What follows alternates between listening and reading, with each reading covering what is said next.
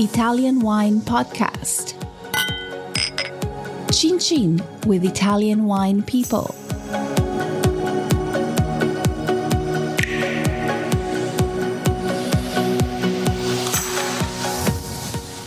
Swirl, sniff, sniff, sip, sip, and spit. Once again, here we go. Swirl, sniff, sip, spit. While you drink, don't forget these tasting tips. Welcome to this special edition where we talk wines and the Giro D'Italia. We held an exceptional ClubHouse Room dedicated to Giro D'Italia, but it was not recorded. I know, bummer. But anyways, we thought about sharing some notes about the stages of the Giro, written and read by Marc Millon, a food, wine and travel writer, and the author of numerous books as well as magazine articles published on both sides of the Atlantic. Since these bikers will also go through Verona, the city of Vinitaly, there will be more special episodes to come. Stay tuned! Sip, spit. While you drink, don't forget these tasting tips. Hi, I'm Marc Millon, and my journey through Italy on a virtual bike with a real wine glass in hand continues as I follow this year's Giro D'Italia as it makes its way down across the country. Here are my latest reports. Stage 4, Piacenza to Sestola, 187 kilometers. Sometimes in cycling, as in life, fortune favors the brave. Usually not, but yesterday showed that in the Giro, dreams really can come true.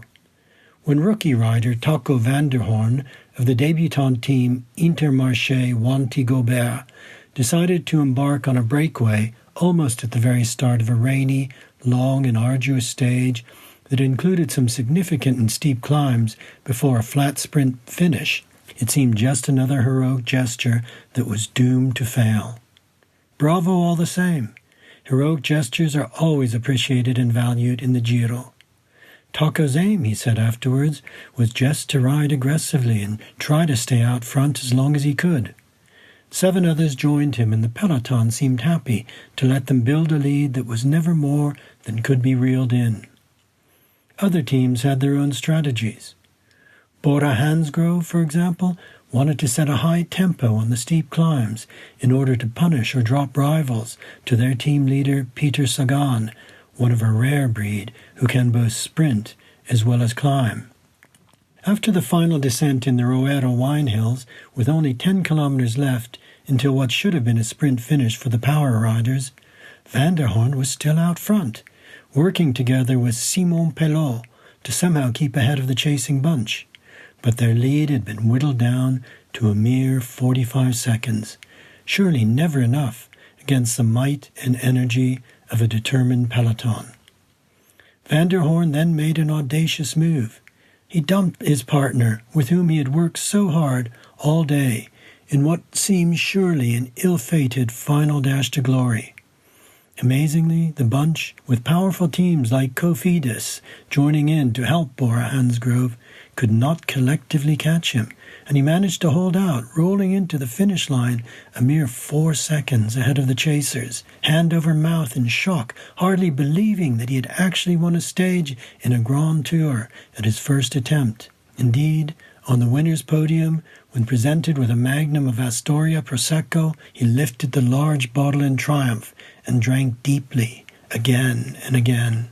How sweet, how invigorating the taste of victory must have been.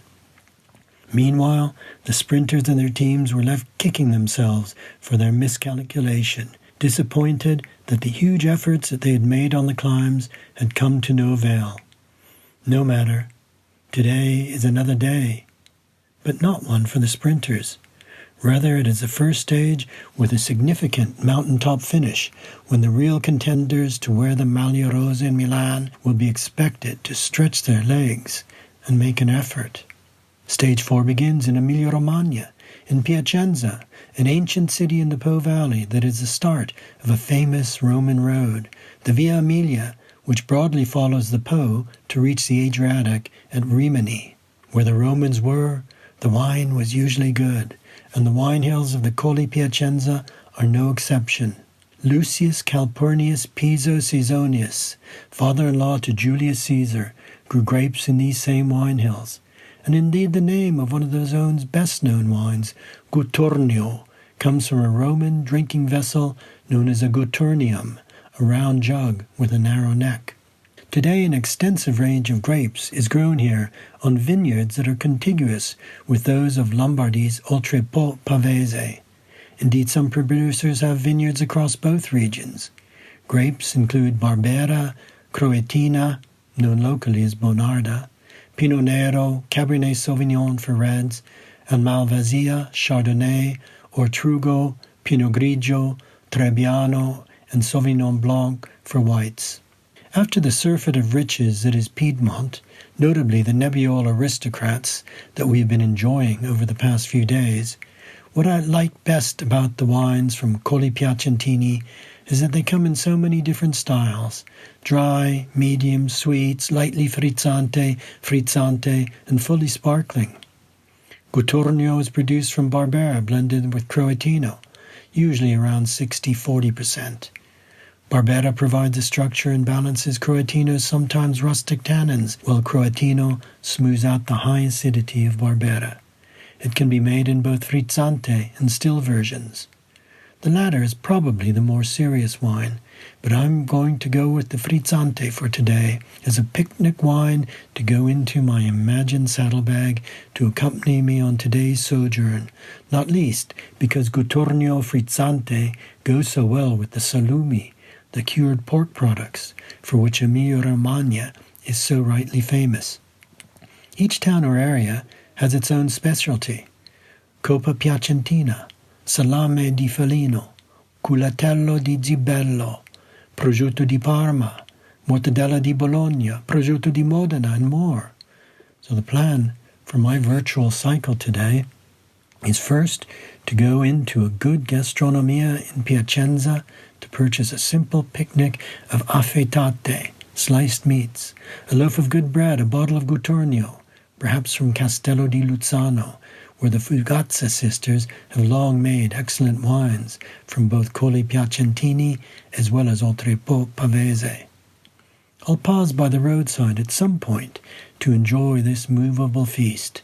The rather fatty meats will taste so good with a chunk of bread and washed down with the Guturnio, just slightly sparkling, raspingly dry, still high in acidity, and stainingly dark in color, as I cycle in my mind along first the ancient Via Emilia through lovely Parma, then up and into the northern flanks of the Apennines for the testing mountaintop finish at Sestola. An exciting and exhausting day ahead. Stage 5. Modena to Cattolica, 177 kilometers. Suffering comes in many forms on a bike. Horrible, filthy, wet weather like yesterday's can make a day in the saddle simply miserable. When there are hills thrown in, it makes it even worse.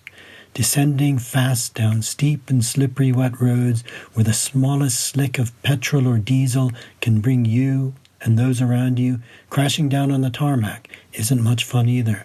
When you reach the bottom of that descent, freezing cold, and your muscles don't want to go again, it hurts.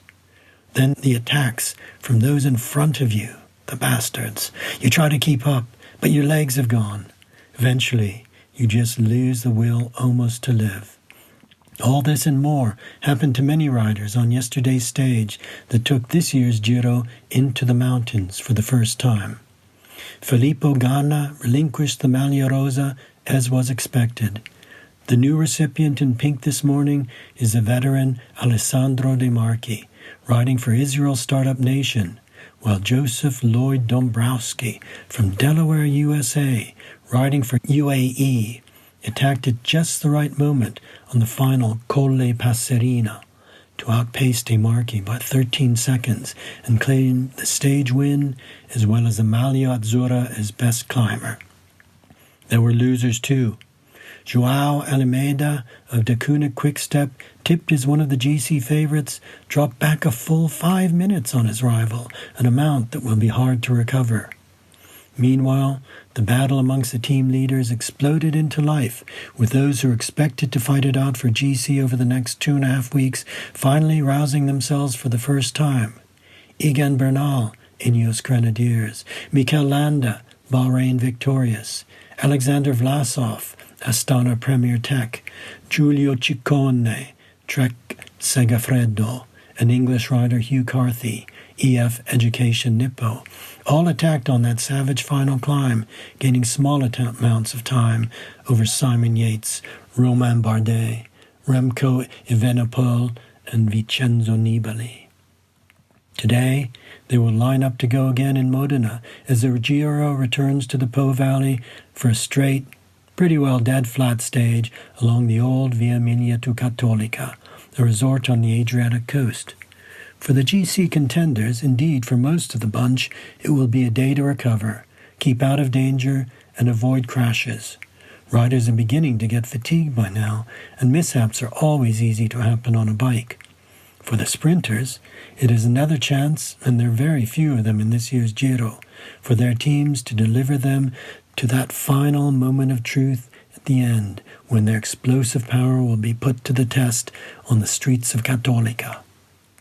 We stay in Emilia-Romagna today, passing through Bologna, La Grassa, the Fat, one of Italy's great gastronomic destinations, Imola, Forlì Impopoli, before reaching the coast at Rimini and heading down through Riccione to Cattolica, the latter three resorts all hoping that the tourists will be able to return this summer. For most of the ride, the wine hills of Romagna will be in view, foothills that lead up to the high Apennines, covered both with castles as well as vineyards. I'm going to pause today, on my virtual Giro, in Forlì Impopoli, to give a nod to an unlikely Italian hero, Pellegrino Artusi, who is considered the father of domestic Italian cooking and who is credited as bringing the young Italian nation together when, at the age of 70, he published in 1891 his cookbook, Science in the Kitchen and the Art of Eating Well. For many women across Italy, it was the first book they had ever owned. It was written in Tuscan Italian, the language of Dante, and included recipes as well as amusing anecdotes and common sense gathered from throughout Italy. The book was a massive success, and in future volumes Artusi continued to include recipes that readers sent him from throughout the country. Even today, Science in the Kitchen is a book that many Italians still consult as a point of reference.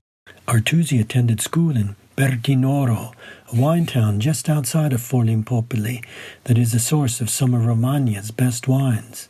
So I'm looking forward to tucking into a lunchtime plate of tagliatelle al ragù, the sfoglia of pasta expertly hand-rolled and cut by a Marietta at Casa Artusi, accompanied by Sangiovese di Romagna Vigna delle Lepre from Fattoria Paradiso, a wine that demonstrates that Sangiovese from Romagna, though different from its manifestations in Tuscany, can achieve structure, tannin, complexity, indeed true greatness. Just a glass, though. Then it's back on my bike to pedal on to the sea. It's a tough life, but someone's got to do it. Stage 6. Grotto di Frassassi to Ascoli Piceno, 160 kilometers.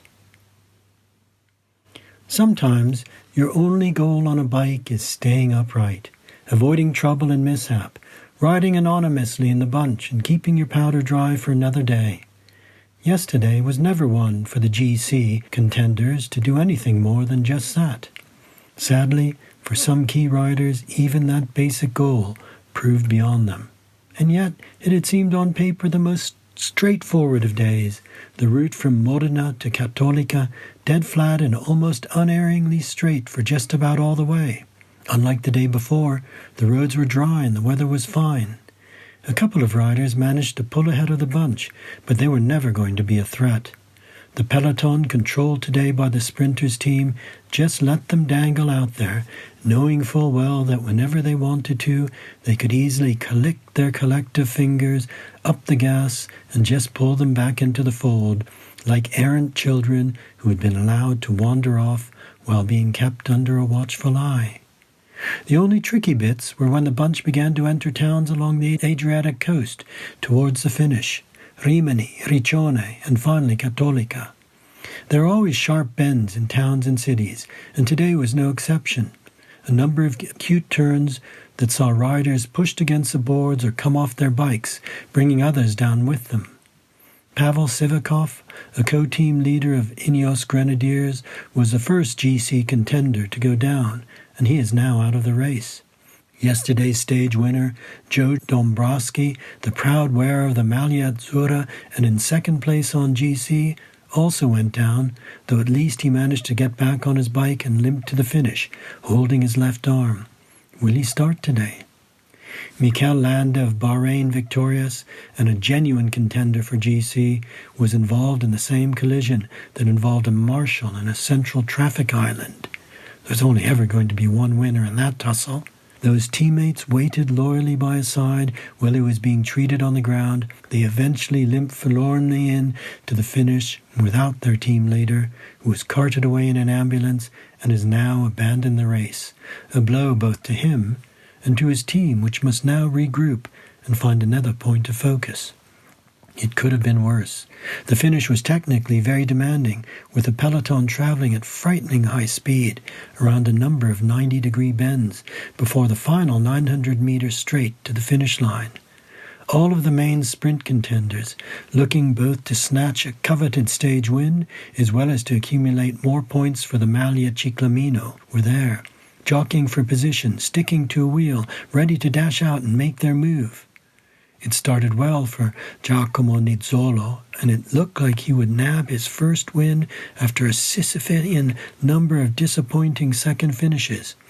But coming from way back, Caleb Ewan, the powerful Australian who rides for UAE, somehow managed to weave his way through the traffic to turbo power past two of his main rivals, Elia Viviani, who finished third, and the hapless Nizzolo, who was left banging his handlebars in frustration as he had to settle for yet another second.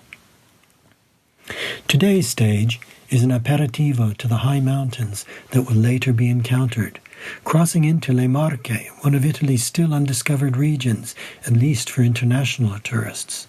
Yes, the beach resorts of the Adriatic are hugely popular, especially around Ferragosto, but inland is another world.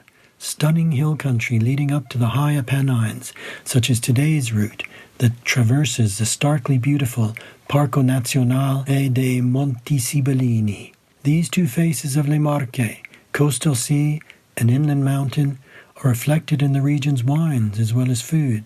Take the characterful Verdicchio grape. There are countless light, zesty, lemony versions, some maybe even still bottled in the amphora that was such a successful marketing feature as far back as the 70s, a reminder that Ancona was a Greek city. These lighter styles go perfectly well with a simple piadina or with the seafood and shellfish enjoyed in coastal resorts when it is hot and you need something refreshing and quenching. Yet Verdicchio from both Castelli di Jesi and Matelica has the capacity to produce great white wine too, with structure, alcohol, persistence, wines that are capable of aging in the bottle. Such fuller Verdicchios go well with the more robust foods of inland Le Marche, such as coniglio in porchetta, rabbit, boned and stuffed with wild fennel and garlic, then cooked in a wood oven. The reds are serious too, both Rosso Conero and Rosso Piceno, made with reverse proportions of Montepulciano and Sangiovese, wines again that go well with the heartier foods of the hinterland. Today's Tappa begins in Grotto di Frasassi, named for one of the largest cave complexes in Europe. Vast underground caverns filled with shimmering lakes and stalagmites and stalactites dangling down and pushing up out of the karst limestone. This subterranean world gives a glimpse into the geology of the region and reminds, too, that this is an area, like much of Italy, that is always prone to earthquakes, as happened most recently and devastatingly in 2016. Grotto di Frasassi lies near both Verdicchio zones, and this is a good place to explore it in all its variety. Light and zesty, fuller and more structured, barrique fermented and aged, and even good sparkling as well as passito versions. Today's route stays in the mountains for the whole way, with 3 categorized climbs and a testing mini mountaintop finish just outside of Ascoli Piceno. Ascoli Piceno is a delightful and still undiscovered small city. After the rigors of today's ride, I'm going to make my way first to the main Piazza del Popolo to visit the historic Café Meletti. The weather is fine. I'll sit at an outdoor table and watch the world go by, enjoying a local product, anisetta, the dry version with just a little water to make it go cloudy, served with an olive ascolane or two, a unique antipasto of this part of Le Marche. The large olives stoned, then filled with a savory meat mixture, breaded and deep-fried, a more than substantial drinking nibble. Then a glass of wine, pecorino from the Cru Colle Vecchio vineyard of Tenuta Cocci Grifoni. It was here in the wine hills of Ofida that the pecorino grape was rediscovered in the 1980s, growing high up in the Sibillini, where shepherds took their flocks, hence the name. Colle Vecchio, produced from those original indigenous clones discovered by Guido Cocci Grifone, is a concentrated, massive white wine, indeed a white for lovers of red wines, as well as for all those who love the mountains from which it came. Stage 7, Notaresco to Termoli, 181 kilometers. Every team in the Giro has its team leader, and every team has its squad of domestiques. Domestiques are the workhorses of the peloton, selfless riders whose role is to toil in the service of their team leader. If a team leader punctures, a domestique will give him his bike and wait for the support vehicle to arrive. A domestique gathers the musettes at the feed stations and collects water bottles for the team leader. If the team leader has to stop for a call of nature, a couple of domestiques will wait patiently and then marshal him back into the peloton. But most of all, the role of the domestique is to pace and protect, ensuring that the team leader expends as little energy as possible and has support on the road at those times when he needs it most. Every now and then, a domestique can rise above his station and have his day in the sun. In last year's Giro, when Ineos Grenadiers team leader Geraint Thomas crashed on the foothills of Mount Etna on only stage 3, fracturing his pelvis and pulling out of the race, it was an opportunity for one of his domestiques, Tao Geoghegan Hart, to pinch the most unlikely overall Grand Tour victory on the final day's time trial in Milan. When Mikel Landa crashed at the end of yesterday's stage, fracturing his collarbone and ribs and abandoning the race, it gave his domestique teammate Gino Mader the freedom to set out on a breakaway from the very start of the stage and to ultimately ride to victory at the summit of Colle San Marco, high above Ascoli Piceno. Following the withdrawal yesterday of co-team leader Pavel Sivakov, the Ineos Grenadiers put their domestiques to hard toil in the service of now sole team leader Egan Bernal. It was impressive to see them at the front of the peloton, riding as if in a team time trial, in and off the front to share the work, while all the time sheltering the diminutive climbing specialist Bernal. Then, on the slopes of that final climb, they took it in turns to share the load. First, Filippo Ganna, winner of Stage 1 and a former proud bearer of the Maglia Rosa, but now back to his day job as domestique, working hard to set a high pace. Then Castroviejo took over, Bernal calmly on his wheel. Then Johnny Moscon, all great riders themselves, working together for their team leader. Finally, with just a kilometre left, Bernal accelerated away and left them. Gino Mader, the breakaway, still held out to win the stage, But thanks to the unsung toil of his domestique teammates, Bernal finished second and was able to steal vital seconds off some of his main GC rivals. At the same time, Ineos Grenadiers had laid down a marker, showing their collective depth, strength, and determination to the other teams. It occurs to me that there are domestiques in the world of Italian wine too. Those unsung grape varieties that are used in blends and in those varietals that allow the addition of a small percentage of auxiliary grapes to make a wine better than it would be if it were vinified in purezza. Molinara and Rondinella, for example, exist primarily to blend with Corvina for wines such as Bardolino, Valpolicella, and Amarone della Valpolicella. But they are rarely used to make wines on their own, or at least I haven't encountered them. Similarly, Canaiolo Nero is used to soften Sangiovese's sometimes harsh tannins, but I've never tasted a Canaiolo Nero wine. The purpose, like that of the cycling domestique, is to assist and improve. Sometimes grapes play the role of domestique in a blend, while also being able to stand on their own 2 feet. I'm thinking of Barbera with Croatino, the latter softening the rather aggressive acidity of the former, but also capable, as Bonarda, of producing a deeply colored, dry red in its own right.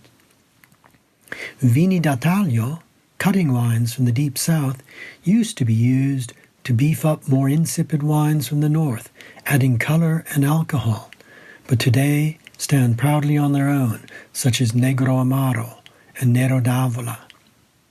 In cycling, there are super domestiques, riders of great talent and the ability to win grand tours themselves, but who sometimes ride in the service of their team leader. Chris Froome for Bradley Wiggins, Geraint Thomas for Chris Froome, for example.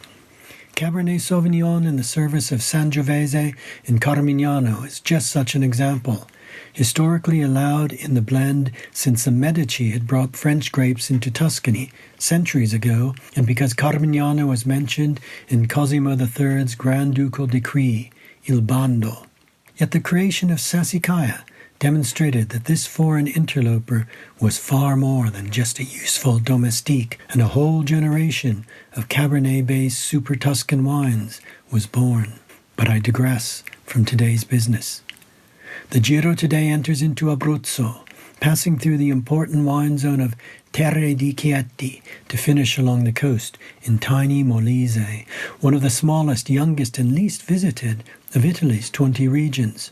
Though there are a few lumps along the way, the final half of the ride is mainly flat to the finish at Termoli, a fishing town on the Adriatic coast. So it's a day when the sprinters and their teams of domestiques will be licking their lips again. I'm licking my lips too, at the prospect of sampling some new foods and wines. There is plenty of good seafood to be had at Termoli, but Molise, like Abruzzo, is a land of shepherds who traditionally still take their flocks to high mountain pastures during the summer months. So I'm looking forward to tucking into a big plate of ragu di agnello, braised lamb and peppers served over short pasta, washed down with tintiglia from Di Maio Nurante, Molise's leading producer. Tintiglia is a variety that was possibly brought to the region during the long period of Spanish occupation and was primarily used as a blending wine due to its good acidity and tannin. But now it is being produced as a wine in its own right, a former domestique given its chance to shine in the southern sun. Swirl, sniff, sniff, sip, sip, and spit. Once again, here we go. Swirl, sniff, sip, spit. While you drink, don't forget this tasting tip.